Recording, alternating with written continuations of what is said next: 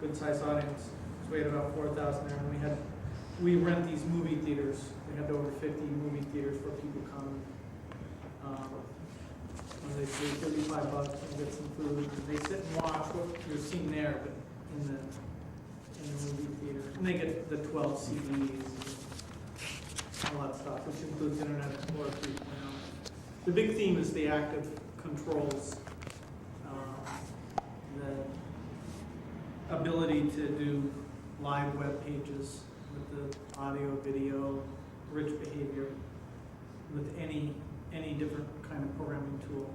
But we showed our Java compiler, we showed our Java interpreter, we showed, I think, a dozen new things that we're doing. So, what brings you here? I've never been here before. I wanted to see what it was like. That's a good reason. Well, you didn't quite get the tour. I'm sure, hopefully we have time to give you the tour on the way back. It's interesting to see how Livewire is like. Hotwire is like, wow, it's like everybody out in one room. That's an interesting way of doing it. It goes on forever, too. It's a couple miles back there. You can quite see. I've never seen it. It's not scaling. It worked when we were sort of in about a third of that space, and it sort of worked when we were in twice, in half the space. I think we're at the sense now that it's maybe a little bit too many people in one room. But you see that a lot when you go to Japan, where people are in a space like that.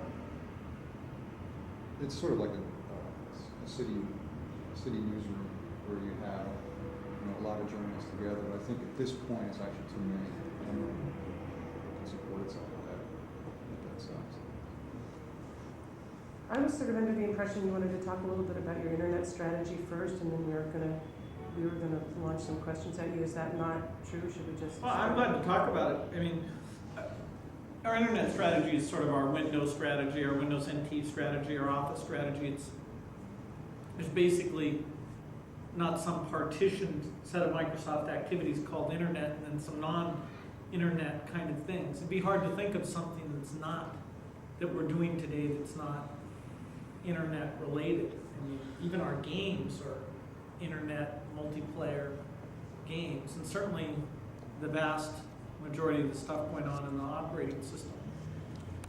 There's just, we've decided to have the HTML browser and the control framework be the primary working set of the operating system. So the shell is built on top of that, directory display is built on top of that, help is built on top of that. So you just have that in your standard working set. People want to do dialogues, rich forms. It's all just using the extended HTML. It's the way to get at that. When you want to have rich behaviors and events, you use these active control interfaces to do it. And we've demonstrated some of the unification things where you unify mail browsing with web browsing and unify file system browsing with web browsing. And then our fastest growing business is our Windows NT business, the server business that includes back office. And so we just shipped Internet Information Server, a month ago on the internet. This is now a standard feature. How are you going to fold Tiger into the internet? Well, that's called Media Server. Yeah. And so that's an add-on that runs on top of Windows NT for people who want to do audio and video delivery. You see, you can do streaming with non-guaranteed delivery, or you can have a system where you have guaranteed delivery because you're working across a transport where you have quality of service guarantees. And the media server, although it works in both environments, it was really, the initial design point was where you have quality of service guarantees. Like inside of one cable company? No, ATM. ATM. ATM is a packet delivery network that has quality of service guarantees. That's why you can deliver voice. So that you can deliver reliable, high quality voice. And the IETF proposals for TCP Next Generation include taking advantage of what's in the ATM underneath to to give you the quality of service. But if you really want to have video, audio, if you really want to have people drop their so-called private WANs, where they have all these leased lines to do their corporate data delivery, you've got to have the quality of service guarantee. So it's a big milestone that's coming sometime on the web. And it'll start in some subset of the web, but eventually it'll be pervasive. What will be pervasive? What was Quality of service guarantees. quality of service? Okay. The ability to say, I want to take send this much data at this rate from this point on the globe to this point on the globe, and have all the switches that are in between reserve enough bandwidth to guarantee that it gets theirs in real time. So whether it's just a voice conversation, guarantee that there's no interruption, or a movie that you're watching, or just a set of critical corporate data that you want to get across and make sure there's no traffic jam when it's get there. You pay a little bit of a premium to get the service guarantees. Right now, the current Cisco routers don't have the rich enough ATM software to do this, and there's some standards that have to be set. But fundamentally, the Cisco routers, which are most of the fabric here, it's just a small question of software to get them upgraded to do. Is that software that Microsoft will be providing? Some of it. I mean, the ATM forum, which Tim Kwok, who's one of our guys who's been very involved in this, that will set a lot of the lower level protocols, the routing protocols. And then this TCP next generation is where you'll get what that looks like on a Windows NT machine. So it's an extension to the sockets interface that we have today. And then the applications just take advantage of it. But I mean, in the sense of Microsoft in the business of trying to provide that kind of a guarantee? Well, most of it will be ship bundled with ATM routers. Okay. The low-level stuff that says, have I over-guaranteed? Am I billing this guy properly for making the guarantee? That kind of thing. There's software, though, when you're running on a machine and you want to make sure something can run at a certain performance level. There's actually very complex scheduling algorithms to be able to say, when I run this multimedia application, I want to shut out anything that might run and starve my CPU, disk access, network access, so that this thing can't make it's guaranteed. It's called demand-based scheduling. And so you have to get, even the machines themselves have to have this concept of dealing with real-time data types in order to make all sorts. So there are some operating extensions that we do, but those are just end up being built into NT. You were talking about the pervasiveness of your internet strategy, and I'm curious as to how that relates to MSN, and then how MSN then relates to the moves that you're making in the media business. Well, you think of Microsoft as being in 4 businesses. We're in the Windows business. That's a very good business. We're in the server business, which is Windows NT and back office. That's our highest growth business. And then we're in the Office business, and that's a more than $4 billion a year business. Those 3 together are over 90% of our businesses. The 4th is where you'd find everything else, which is MSN, electronic commerce,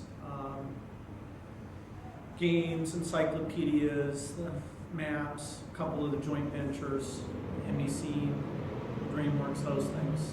It's a fairly small part of our revenue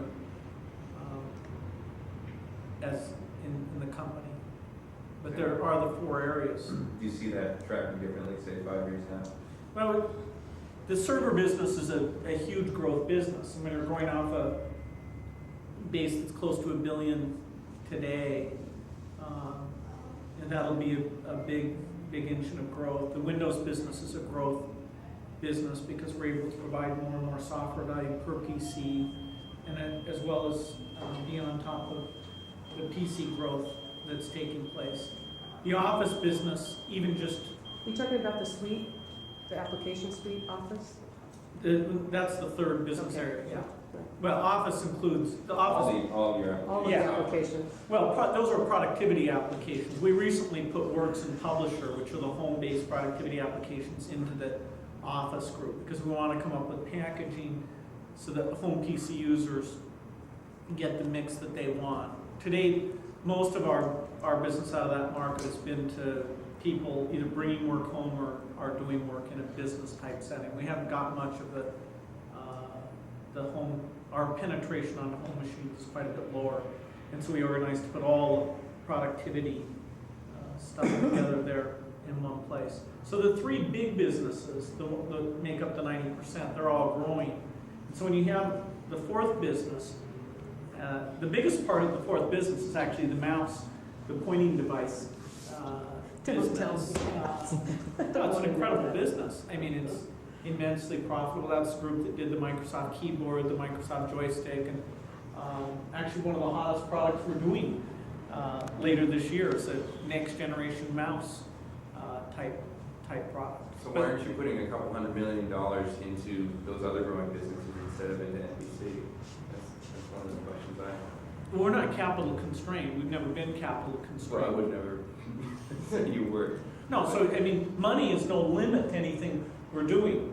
We've always been in a hiring mode where we're looking to hire as many good people as we can, and that's the operative constraint on the new things we do. And plus, which, what do we think are The operative Our constraint is focus. people? Is finding the right hiring people? Sure. I mean, there's a limit in terms of what we think our focus is. Our primary focus is building high volume software products. And, you know, that's a business with plenty of opportunities, plenty of challenges, very fast moving global business that if you understand the economics and do the right things, it can be a very profitable business. Like a lot of businesses, it's one where unless you're the high volume player, it's a tough business. So you want to get your innovation and things up. So you either are number one or you're dreaming of being number one in terms of volume in all the categories that you're in. But there's a lot of things, you know, we've chosen not to do. We've chosen not to be in the services business. So we have Microsoft Consulting. That's just to help educate people and get design wins for the high volume software products. We're not an Anderson or an EDS. We're not in the hardware business, the chip business, the communications business. And most content areas, you know, 95%, we've also chosen not to be in. There's a few that we have chosen to be in, like encyclopedias, and Encarta's done very well in terms of profitability and market share. In fact, it's done well enough that we'll be the first encyclopedia that's in a lot of different languages. So we're doing the Japanese version, which is a $30 million investment, French, German, Spanish, and it's a lot more than translation. I mean, there's a different sense of what's important, or even a different version of the same event that are fairly important to provide. So, But how does, MSN seems like it's a pretty big initiative for Microsoft, and so it seems like that, like you guys might be looking at that as being one of your, leading into at least one of your high volume software businesses with the reorg. MSN is not a software business, really. But it's a the content foundation. club. Okay. And so there'll be a set of content that's under the MSN banner that we hope we can get lots of subscribers to.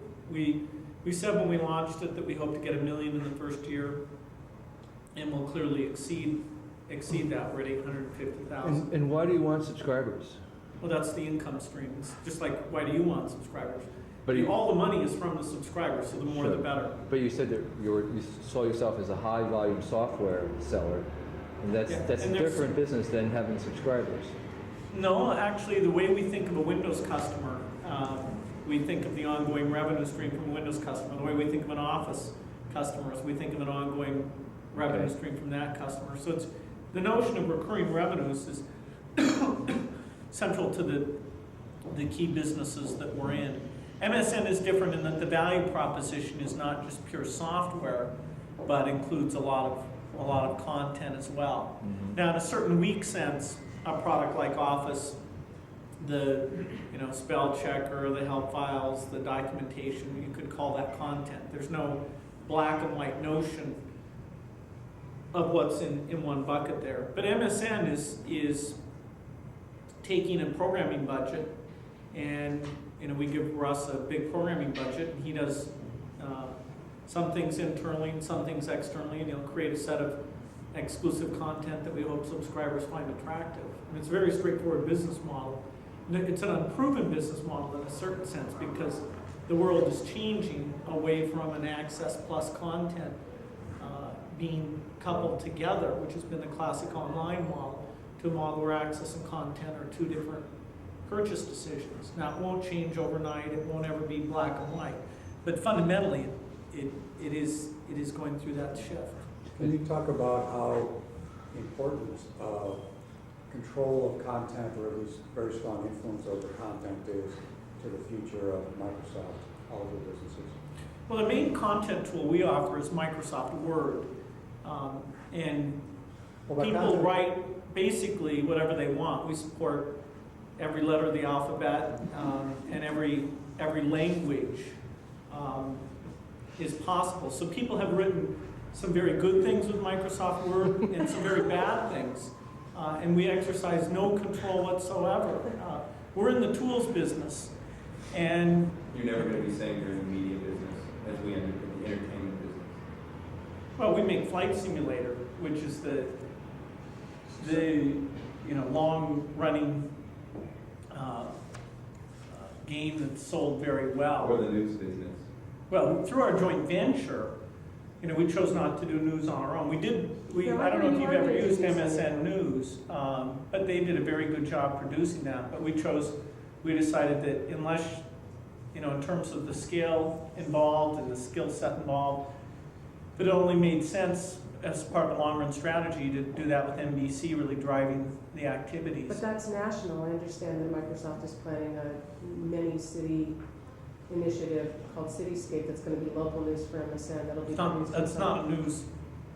News is not part of Cityscape. It's not. No. What is it? What's involved in Cityscape?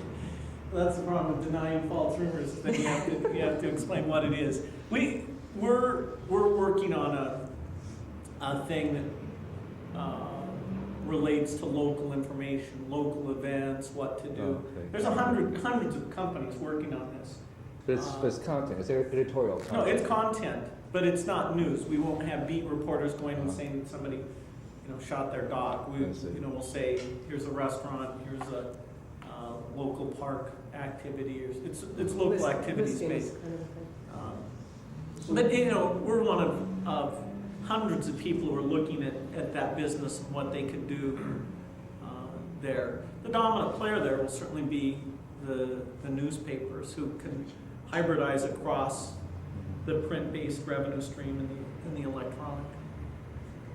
Well, it's interesting to me that you're really downplaying the importance of media when there's a whole new campus on Microsoft built for it, and wonderful It's all digital on production. It's all on campus. Well, no, it's No, we're Red investing. West isn't right next door to the main campus. No, it's about a mile away. Yeah. You can call it a separate campus if you want. We tell them they're on the main campus. They don't believe you. Mostly they don't, but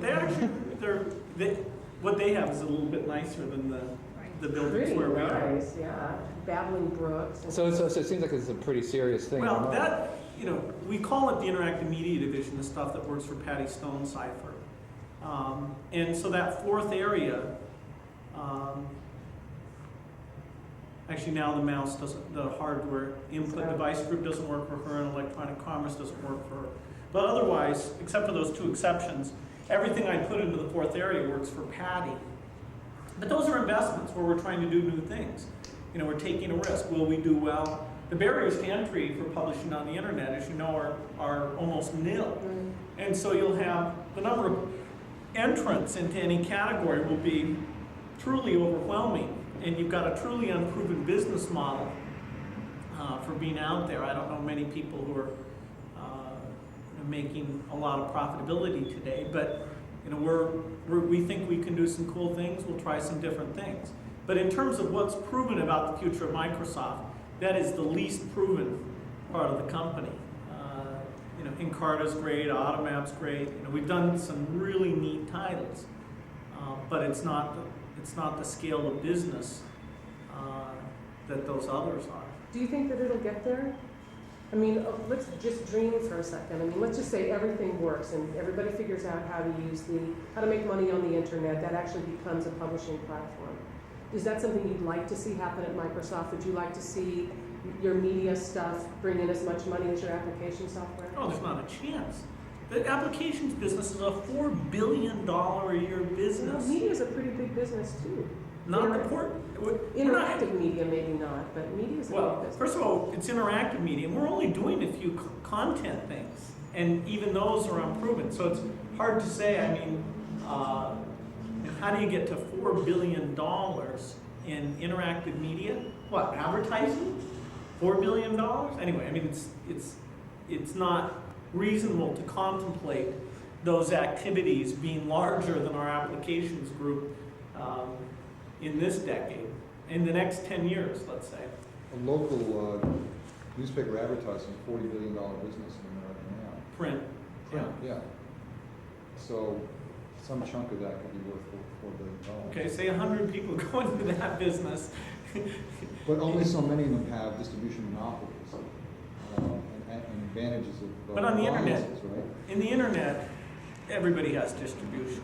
Well, maybe for another 6 months, I mean, but. No, I'm not sure what you mean. Well, there's getting to be so much stuff that companies are gonna have to start aggregating, and that's part of the business model for MSN, is to be a club where you can go. No, advertiser-based stuff always has distribution. There's nothing that blocks advertiser-supported material from having pure distribution Well, except for ever. that if there's 4 gazillion websites, advertisers can't support A it. virtual very Mind share. That's one, and then there's But also. who, I don't understand, who wins that? That's our question. That's the question. Okay. I think it's Whoever kind of- has. I don't have any particular advantage in that. Well, yeah, you do, because you have a brand, and you're on Our brand- 85% of the desktops in the world. And you have an entry point. I mean, it's like. everybody- Windows is on those desktops. I mean, Yeah, is that guaranteed the success of even application software that we do? No. I mean, it's silly to think that has anything to do with the success of what we're doing in the content world. How long did it take MSM to get to be 10 times as big as Genie? It was taken 20 years to get. Oh, come on, Genie. Well- I mean, Genie is a shrinking thing. I mean, Yeah, why? your bridge club will be bigger than Genie soon. I agree. There's no Why? question. But why? But the reality is, Why? within. Yeah. The iPhone on the desktop with Windows 95, I don't think that's arguable. Oh, you think that we're not getting customer? We bought an ad, which is an icon on the desktop. The majority of MSN users didn't know that icon was there. But anyway, What? some of them, How do you know It's that? right there on my screen. because we do a survey So how'd they get on there? How'd they find their way there? By some other, through the install procedure. I mean, That's Okay. I mean, the current model, No, MSN is in 3 places. It's in the install procedure, it's on the program menu, and it's on the desktop. But on the Dell that was shipped to me, as soon as I turned it on, there was a hard disk, and then there was an MSN icon. What percentage of PCs do you think with AOL coming up as their primary thing? We are go buy consumer PCs and see which online service gets most prominent mention. We will be a distant fourth. When you take a Packard Bell machine, Navigator comes up, not Windows, and promotes the hell out of CompuServe. Not us. We are the least prominent online server in terms of the experience you get in an out-of-the-box PC. Well, yeah, you're pretty new though, too. I mean, that's gonna have to change. We're not getting our subscriber because we're on that Windows desktop. The Microsoft brand is helping us get some of those subscribers. Now, how far can that go? But it is helping us get some of those. We're Microsoft, so a lot of those people are actually using other online services and they signed up for ours. It's not very expensive. And remember, this is like you get into the trial period, and even if you pass the trial period, which about 80% of those people have, what is it, $10? I mean, it's fun to sample the thing. You want to tell your friends, yeah, it's still not any good. do you see Microsoft staying in the ISP business? We're only in that in the sense that we offer customers access plus content through an arrangement we have with UUNet where we fund them putting in points of presence.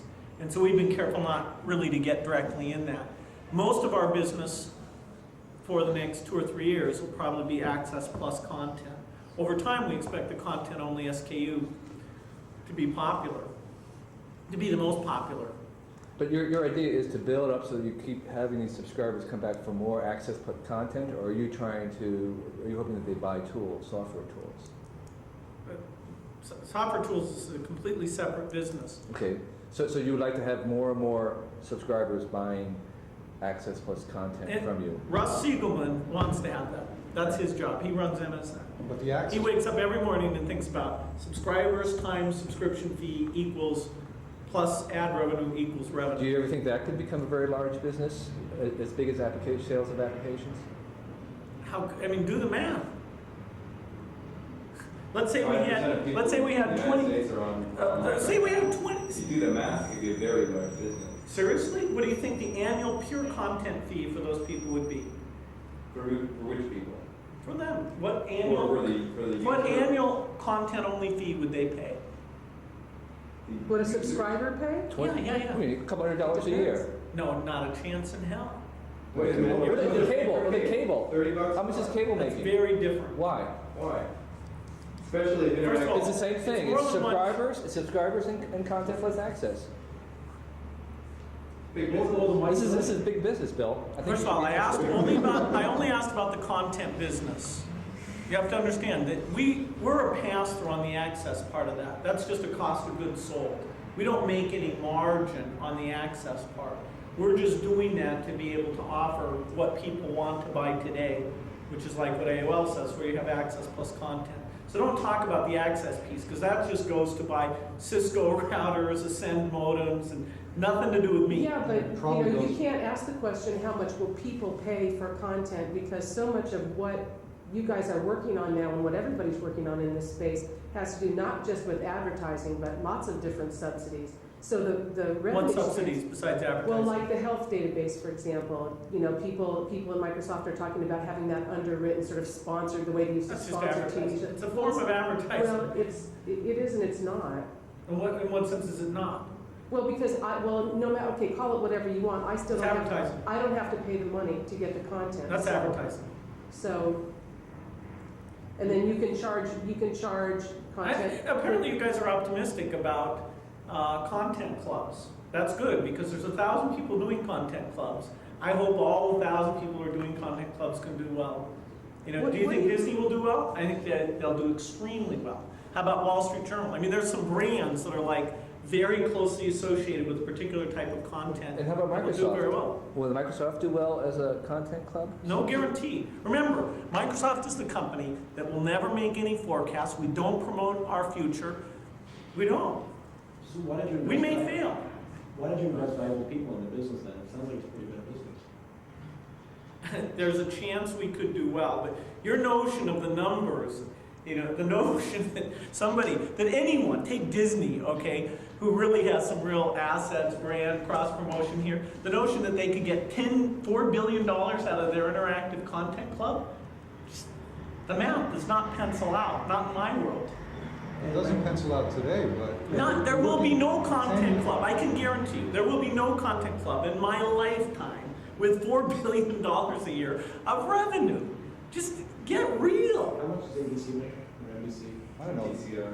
Disney is a $20 billion company, so that's the combined revenues of all their That's operations. their content. Their content club is for good. No, that's not a content club.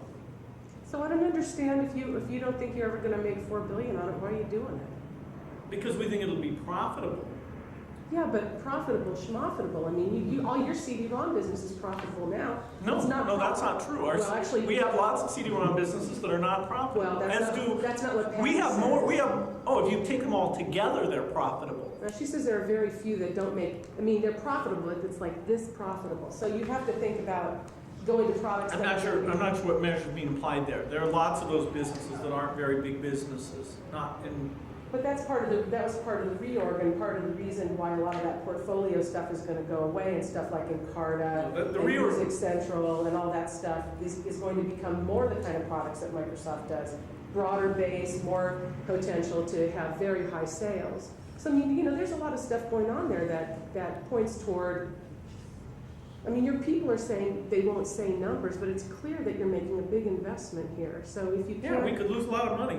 yeah, but why are you doing it if you don't think you're gonna be able to make money? Oh, we think we're gonna be able to make money. But In not the $4 past, billion in your in the lifetime. past, we've had reasonable ability to make money. Well, we believe that. Well, But yeah. Why are you saying that it's not? But you're on drugs when you talk about $4 billion. I didn't Let's say be that. real, I mean, I'm a I asked if numeric you thought- literate person, Got it. okay? Okay. I don't, you know, it's not a world of adjectives. If There it's are not for, numbers if it's in not this. The for, total ad spend in America is $8 billion. $4 billion of that's not a huge chunk. When will the total internet ad spending, that's not divided by the 1,000 people doing this thing, when will it be greater than 4 billion? Forrester says 5 billion in 2000. 4 billion by when? 2000. Forrester says 5 billion by 2000. Okay, so let's say it's 5 billion. What do you think the company with the greatest share of that will have in terms of internet advertising revenue? So why should you call it internet advertising? I think that's a red herring. I mean, the Why? internet, because it's not just the internet, it's the business of delivering media content Electronic. to you, to a consumer electronically. That's not internet advertising. That's a new market. Take That's the cable friction-free advertising. economics that we Who talked has about in your who book. has the biggest cable advertising revenue? US. Individual network? Mm-hmm. I believe it's ESPN. ESPN, 250 million. Is that 4 billion? I don't think so.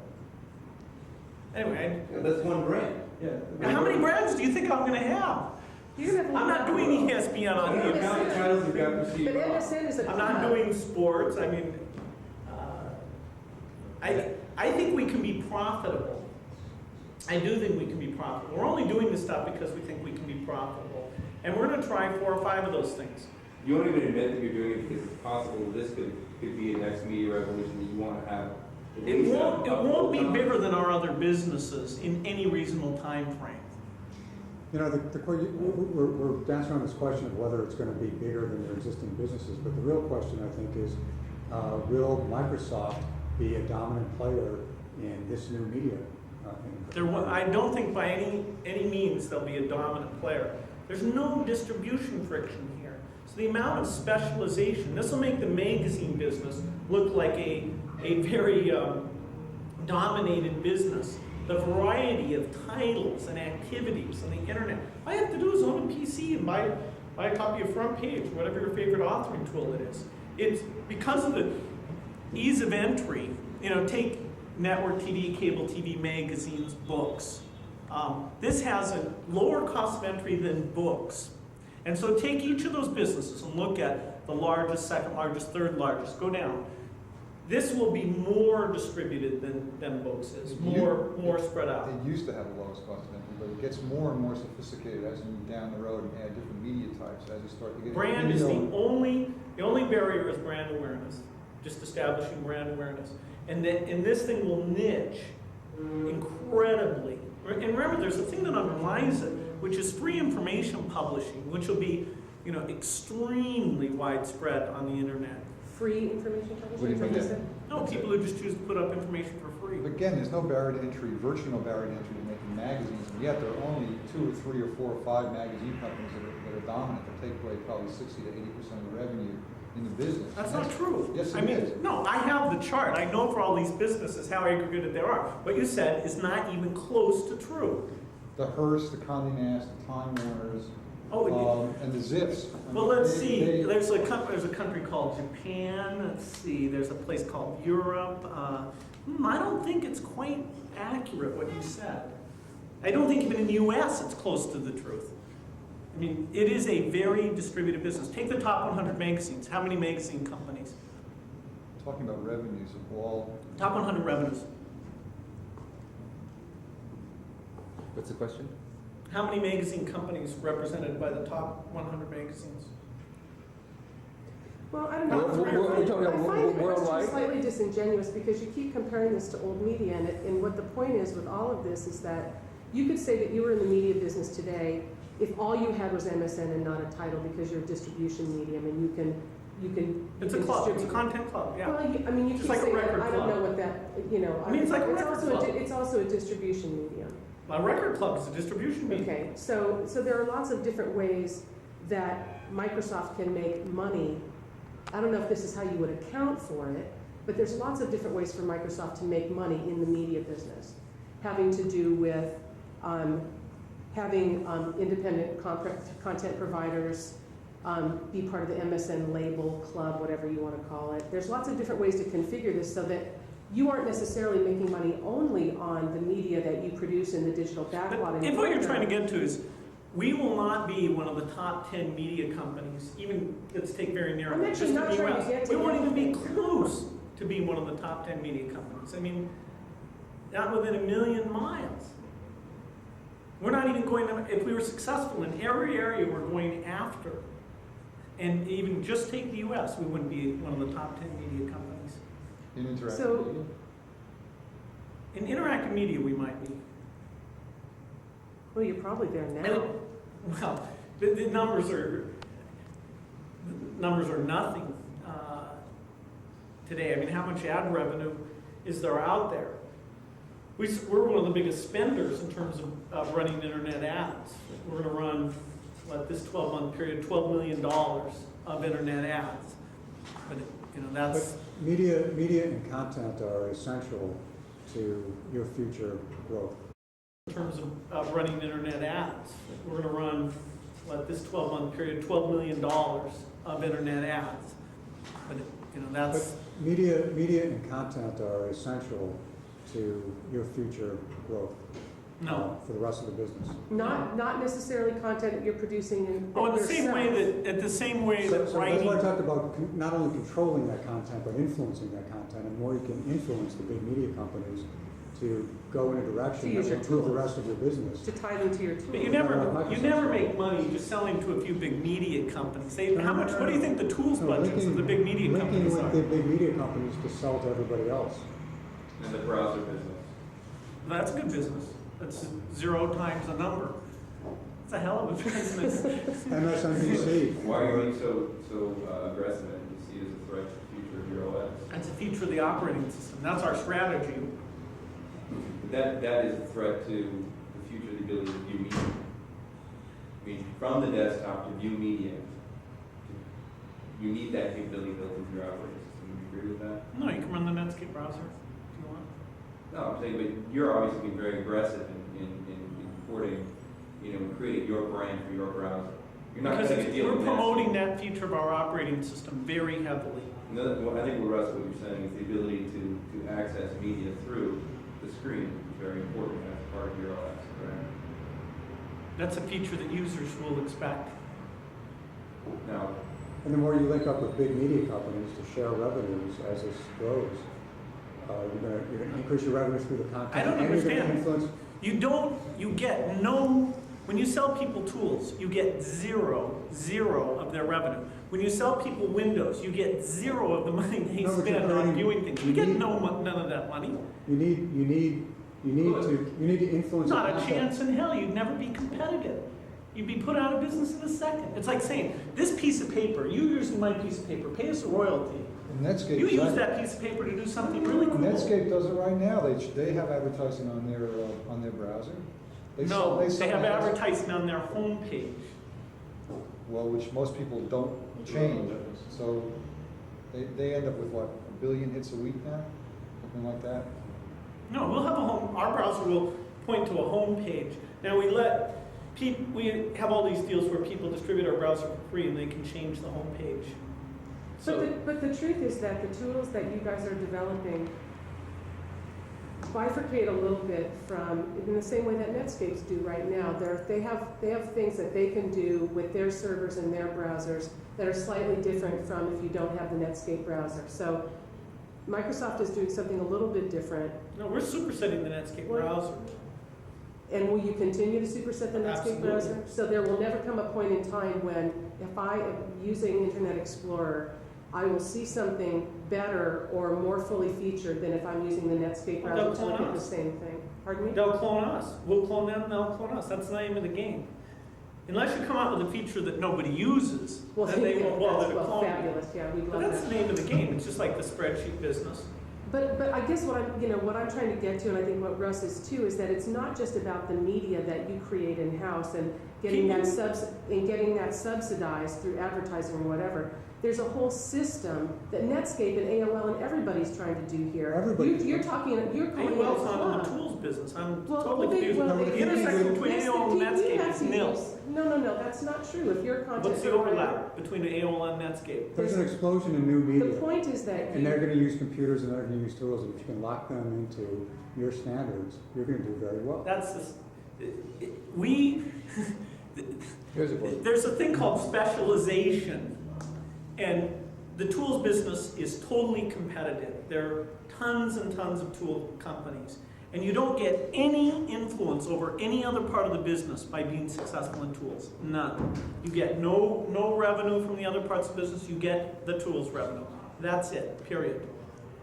But it's all I mean, the delivery is gonna be dependent on software, and if you can control the software standards, you can reap the benefits of that No. media exposure. No. It's like saying that because you deliver electricity or something. I mean, how does that work? I don't are understand. tools part of your $4 billion apps business? No, Where does that fall in the that's in the four? Windows business. That's in the Windows It's a business? small business, you understand. The entire tools business, because you never get royalties. People just buy a copy of the tool. I mean, they're not big tools companies in this world. With the electronics consumer goods explosion, you mentioned electricity, if governments didn't, and I'm not saying you should be regulated, but if governments didn't regulate providers of that electricity, their profits would have been obscene. And a standard was set for the explosion of electronic consumer. There was a monopoly local distribution network, which you don't have in any of the businesses we're in. Well, you've got a pretty good lock on operating systems. No. Let's say we didn't enhance Windows. How long, let's say I didn't do any new versions.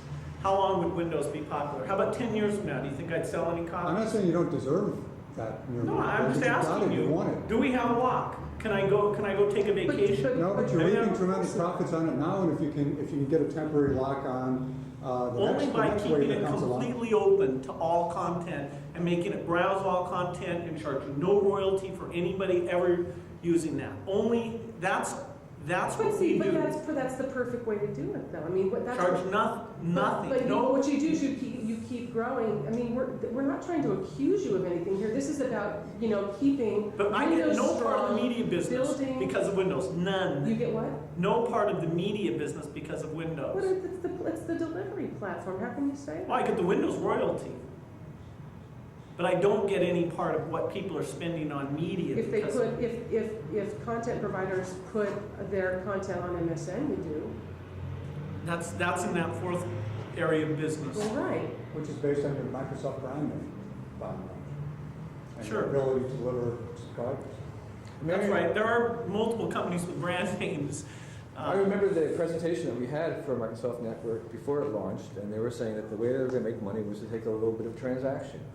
That was the original model. When we came here, they presented that was the operating model, was that they were going to take a little bit of everybody's transactions. Well, our strategy for Microsoft Network has changed because of the internet being at the center of gravity. So if you'll go far enough back, the presentation you were getting was sort of a classic online service business model, which now is not our model. Because that Well, model, if the model's just splintered, there's about 5 different ways for you guys to make money on it. no, it's a different model. It's a completely different model. What's the model now? The old model is a middleman model, where you control what content appears to people. No one can bootstrap that at this stage. Nobody can do a new online service. And so now the model is, we have to have unique content that we fund out of a programming budget and hope that we get enough subscribers times subscription fee plus advertising to pay for that programming budget. So because we're betting on the future, we pick a programming budget, a good-sized programming budget, spend some of it internally, some of it externally, and we're pretty early in that stage, and we hope that we can get enough subscribers to make that a profitable business. But we're not a middleman. No customers are able to go out and browse anything. The information that we put on MSN is not the only information they see. In the old online service model, you got to control all the information that customer saw. And so it's tough to make money on transactions. I mean, we may try and make a little bit, but say somebody's selling an airline ticket, marketing up $10. How long does it take me to put up a service, just buy off-the-shelf Microsoft Commerce server, put up a service that sells it for $5 or $1 markup fee? You know, it's friction-free because all the tools, all the pieces are so easy for somebody to assemble. So nobody's going to be sitting there making much of a markup on anything. So the future looks pretty bleak for you. No, the only guaranteed winner here is the customer in terms of what they'll be able to get out of this thing. They're in good shape. What about the at-home model in combination with TCI, setting up high-speed proprietary networks, then cutting companies in to sit on the servers at the distribution points? I don't think if you read the telecom dereg bill, they're allowed to do what you just described, Why not? because their pipe has to be open. Well, they can have it open on one It doesn't end, have to be very but big. they don't. Yeah, I mean, they could go to the net T1 speeds and have 10 megabit speeds internally. Is exactly what they're talking about. And so then, Well, the experience. there is either, you can call it monopoly or duopoly in terms of high-speed local access between the cable and phone companies. And if those guys may be in good shape because that's a very unique asset that it's just too expensive for other people to go in and duplicate. An overbuild has not been an attractive proposition. So what does that do to the idea that everybody has access to everybody in this network? Well, not they a different. theoretically have it- access, but the experience is entirely different with the speed that you're getting it at. I'm not sure how that will play out. We're not involved in that. We're not in the connectivity business. Are you gonna play on it at home, or some of Microsoft's products gonna end up there because of the high? We'll be one of the supplicants. We're But running you know, out of time. there'll be at least 1,000 people in that line. I know John Wallen's phone number. Hey, Denise, is there anything you want to wrap with as we're running out of time? I got a question about Silicon Graphics. Well, actually about the graphics talent that you've been attracting from many labs and other places. Why do these people not want to go to Silicon Graphics, do you think? How did you go to them? You'd have to ask them. I mean, we started hiring high-end graphics talent over 3 years ago. And Well, talk about Silicon Graphics then, and how you see them competitively. well, they're in the hardware business. They make their own microprocessor called the MIPS microprocessor, and they're in the hardware business. We're not in the hardware business. They're sort of in the systems business, the hardware-software combination business. It's one of those weird asymmetries where if their entire volume of business shifted over to Microsoft tomorrow, it would be a rounding error. I mean, because of our business model, the dollars per user that we get is just so much tinier than theirs is. So it's not like we think of Silicon Graphics as a competitor. In a pure technological sense, now we want to make available in a $700 PC graphics that are better than you can get on a 200,000 SDI machine today. But that's the way of the world. That's the marching army of the PC industry moving up to new levels of graphics performance or processor performance. And so we made a huge investment hiring a bunch of people, some of whose names are known today because they're famous from work they did previously, like Alvy Ray or Nick Clay or Jim Kajee or Dan Ling or the guys at Softimage, or the people that they helped us hire, whose names will be known in the future, to come up with some radical ways of looking at graphics, the software architecture for graphics, and then use conferences like our Windows Hardware Engineering Conference to let hardware developers know how to do graphics that our software can take advantage of. So in a lot of areas, linguistics, database, graphics, security, we've had enough success to take a very long-term view and hire an incredible set of people so that PCs and Windows in particular can be very strong in that area. So we're not really in any sense competing with Silicon Graphics. If we happen to make the PC good fast enough, it could change their business.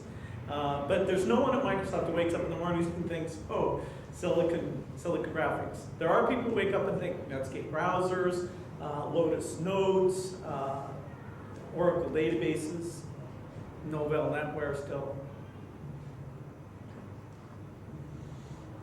Anything else? Oh, yeah, I could keep him here for I'm hours. sure. Yeah. Don't put I'm just wondering if you're happy with that, with Bob. Bob who? Bob Purple? No, Bob, that Bob. the software agent software that you brought out at CES to. I still believe in social interface. The sales of Bob have been very disappointing compared to what we expected. But we're investing very heavily in social interface. This whole idea of You mean like VChat? no. Well, VChat, it has some of those things. Social interface is fundamentally about building a profile of the user.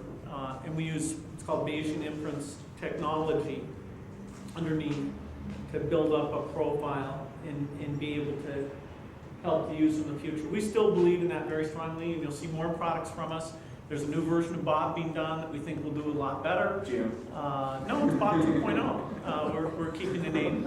And you'll see a lot of other products from us with social user interface, particularly as you get to voice input into the machine. The notion of one place that you have the focus that you interact with becomes increasingly important. As you can put more tracking behind that, that makes sense. And there's a lot of things that have failed in the marketplace that I still believe in. PDAs have failed, I believe in them, and we're investing super heavily. Handwriting has failed. No one in this meeting, we're supposed to be computer people. We don't take our notes on computers. We will, and we're investing very heavily in that. Social user interface. It was premature. It did better than Windows 1.0 did. Well, all right. No, it's just an example that patience can pay off, You actually, or you can call it pigheadedness. and you actually have a machine translation group too. Well, our natural language group, when you move to understand the semantics of language, then you can translate it. Our focus is not translation. Our focus is understanding. If you have a group that does understanding, you could spin off a translation Did you group. guys have an investment in NLI? Yeah, we bought NLI. You bought NLI. I wondered what 100%. happened. You also hired I wondered what happened. You also hired the team from IBM. That's right. Karen Jensen was hired 5 years ago, and That was cool George software. Heiner. Well, theirs is the coolest stuff. We have a great voice recognition group. We have a great natural language group. Our research group is doing some fun things. How is I got that, named Rick how is that Brashear stuff from going to work CMU with Bob runs that group. 2.0? Is I'm Bob, sorry? Bob 2.0 going to have hooks into MSN? I mean, that's going to be great for, Oh, for that's the going to be email. great for web stuff. Building a profile, that would be cool. Well, the email in Bob will connect with MSN. I wouldn't say that's part of some large scale scheme though. Okay. Did you want to take a quick tour? Since that's what you. No, I can't. Okay. We have to come back Next again. time. I'll Yeah. definitely be back. Thanks, Bill. Then some.